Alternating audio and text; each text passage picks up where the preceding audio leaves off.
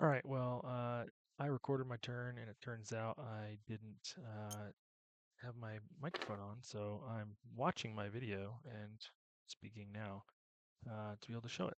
So, what I'm doing here is it's turn 7 for the KMT. They are buying themselves an AA gun and for 4, and then they're going to go ahead and bomb this brand new rail here that the Japanese built. So that's 1d6. They can do max 2 damage, and they roll, and unfortunately get a 1, so it's only 1 damage.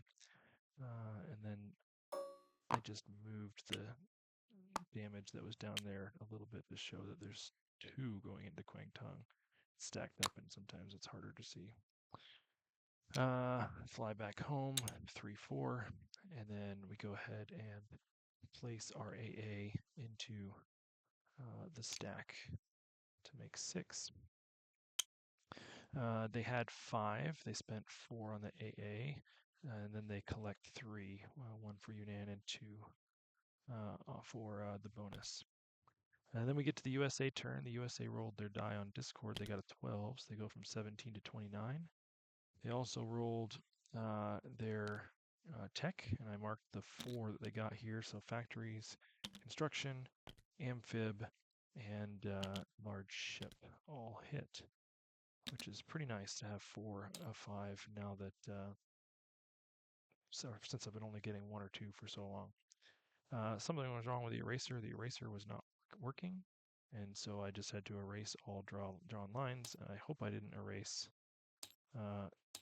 something else that was not supposed to be erased. So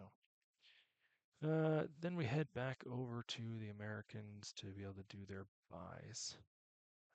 So they have 22 to spend.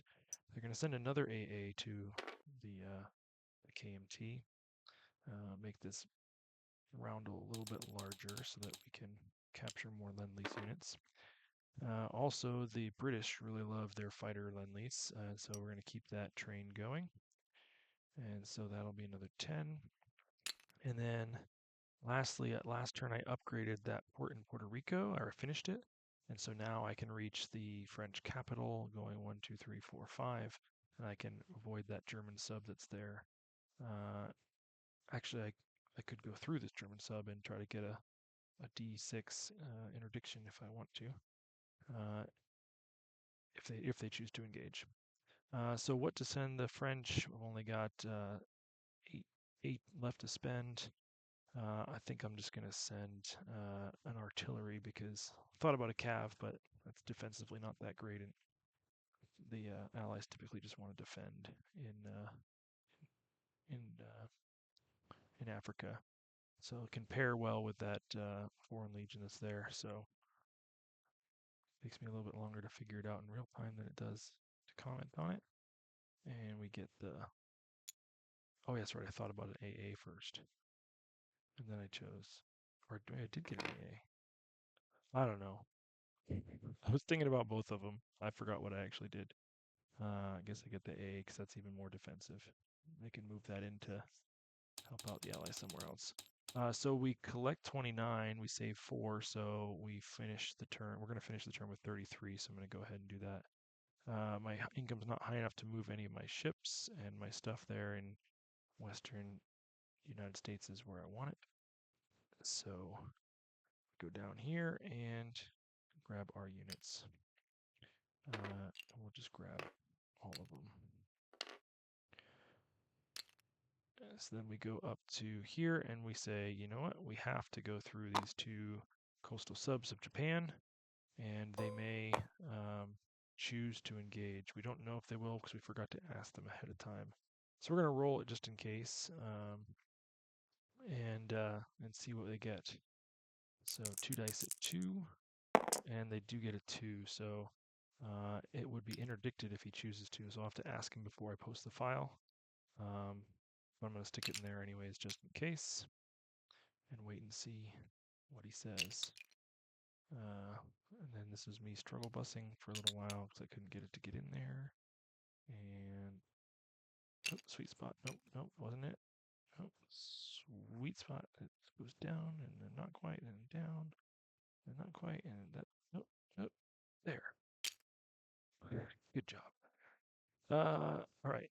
So we would roll a d6 income increase if he had chose to interdict. And so that income increase would be a total of 5. We're not going to move anything. We're going to wait and see what the veteran says. Spoiler alert, I went and talked to the veteran, and he said he will not interdict. And then here I chose, I'm actually going to run it through the sub and see if he wants to interdict it. So we'll just roll it just in case to see what it is, because maybe it doesn't even matter. But not a d6, we need a d12. Get with it, Greg. And so there we go, is our roll 1d12 at 3, and it misses anyways, so no interdiction even if he chooses to. Then we go ahead and take our fighter, 1, 2, 3, 4, 5 into Southern England. The Brits love their fighters, and he'll be able to use that seaplane to map those subs there in 820. Too bad I couldn't unleash the fighter onto that light carrier. Would be pretty awesome. That's it for those guys. Lots of damage on their major factory, unfortunately. And I was just looking to see how big his fleet was. Oh yeah, what I was commenting here.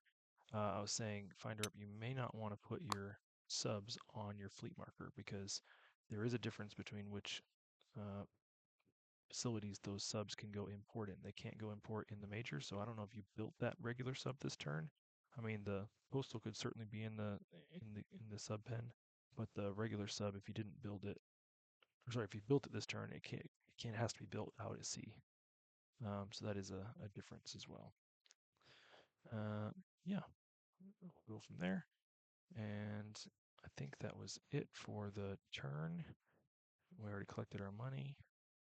So we can go ahead and I guess I was just looking to see how awful Germany looks. Move it to turn 8 on this side, move it to turn 8 on the other side. And this turn, everyone gets to buy the good stuff from here on out. And so Japan has a couple tech they can finish this turn. Germany has a couple. USA has a couple. And the poor Commonwealth is doing terrible.